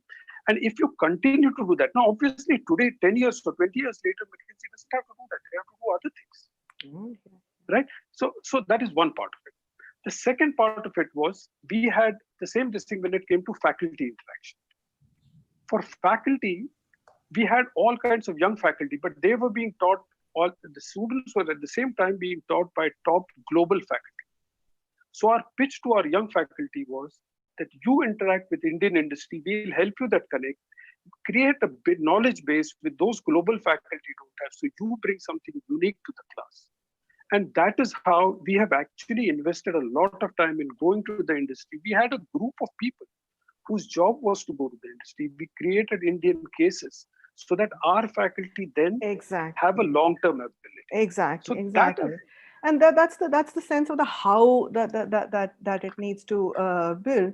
Now, sadly, and this has been such an amazing discussion, and we have Arun Mayaraji over here ready with his summary. I think there's going to be this is I think the beginning of the discussion. This is definitely not the end. So I have absolutely no qualms in leaving it as if it was halfway, which it is. It is not even halfway through this conversation. So at this stage, may I invite Arun Mayaraji for to summarize this discussion so far for all of us. In a way, a proxy for the ending keynote, if you will. We live in digital land, so sometimes it's we copy the real world, sometimes we innovate and create the new one. Arunji. Thank you very much, Meeta. This has been such a rich discussion with these wonderful minds, great teachers, and yourself conducted it so brilliantly. So I'm feeling challenged. It's like asking the student, you've been into this class. Now, please tell us what you've learned and we're going to judge you. So guys, please, excuse me. You've been so rich in the teaching today and the questions that you put, but I'm going to attempt this. What I've heard is that the MBA has been seen for the last few years as a place in which you're provided tools to get things done efficiently. The word management seems to connote that. Tools to manage efficiently. Whereas what we are saying is that the MBA or the program in an MBA school should orient the students towards the world in a different way than what they are presently getting oriented in the MBA schools. And they should be provided some foundational disciplines. And I heard 4 foundational disciplines. One is ethical reasoning, which is in all religions, it's about your place in society and your place with nature. It's your caring for things outside yourself and not seizing things and being selfish. It's not being rationally self-interested. It's being part of a community and part of nature. So this orientation, and constantly in whatever decisions the students are learning to take, bringing ethical reasoning into what's the point of this decision, who would be benefited by the decision. The second is deep listening, listening to people not like ourselves. We are taught too much in MBA schools as well as other schools to project ourselves, to communicate, to project our brand, speak clearly, convince others. It's not about being quiet and listening, especially to people not like ourselves. And if we have to orient ourselves within a very diverse world, we must learn to listen to people not like ourselves. The third foundational discipline I've heard is systems thinking, which is different to functional, siloed, disciplinary thinking. And the whole of science for the last 300 years has been advancing knowledge through breaking knowledge into parts, into further specializing and knowing more and more, perhaps about less and less, and getting back again to put it all together through systems thinking. The fourth foundational discipline is learning to learn, which has been mentioned many times. And we need students to pick up not tools to get things done, but an orientation and tools to be able to continue to learn through their lives. And the very powerful theme that is inspiring me that I've been hearing is, what about an Indian model? An Indian model. And I think we've come to the Vivekananda moment, where he went, 1893, to Chicago, not to show that he was as good as people there, but he was different. And there was value found in what he projected, which was about some disciplines in India, ethical disciplines about, again, responsibility for oneself with respect to the world around oneself. Staying with Indian ideas, the Bhagavad Gita says in the 2nd chapter that, your right is to the work, and not to the fruits thereof. I mean, it's a great expression of professionalism. Do your work well. That's what your duty is, and that's what you have a right to. What fruits come out of it are not yours. Whereas in business, it's designed to be selfish, to produce wealth for itself. And if an MBA student is going to help a business to produce wealth for itself and thereby also earn more wealth for herself or himself, it is contrary to this Indian teaching, the Gita, which is the wisdom. It's interesting that, this is Chicago again. The business of business should be only business. And that's where Vivekananda went many years ago. But I can see the sense of changing, that the dominance of this idea of business and management is changing. Lastly, learning to learn. We need role models of leaders. And I would say Mahatma Gandhi is probably the best role model I can think of, who a person in action, constantly in life, discovering new methods of producing results which the present methods could not produce, and ethically, not harming others and yet creating goodness for people around. And his whole life he described as his experiments with truth. So what a great example of learning to learn. So these are the thoughts that I picked up, and I've come to now the business schools.